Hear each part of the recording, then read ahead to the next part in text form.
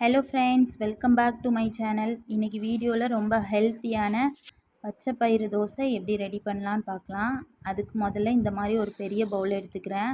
அதில் 1 கப் பச்சை பயிறு, 2 ஸ்பூன் இட்லி அரிசி, நீங்கள் எந்த அரிசி வேணாலும் சேர்த்துக்கலாம், பச்சரிசி, புழுங்கல் அரிசி.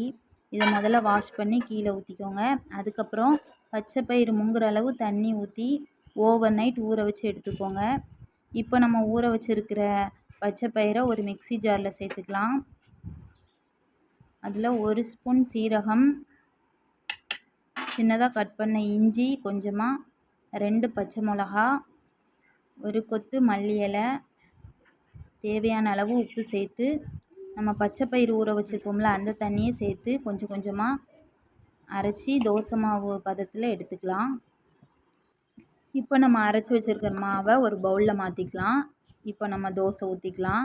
இந்த தோசை மாவு வந்து புளிக்கலாம் வைக்க வேணாம், அப்படியே நம்ம ஊற்றிக்கலாம். அவ்வளோதான், சூப்பரான பாசிப்பயிறு பச்சை பயிறு தோசை ரெடி ஆயிடுச்சு.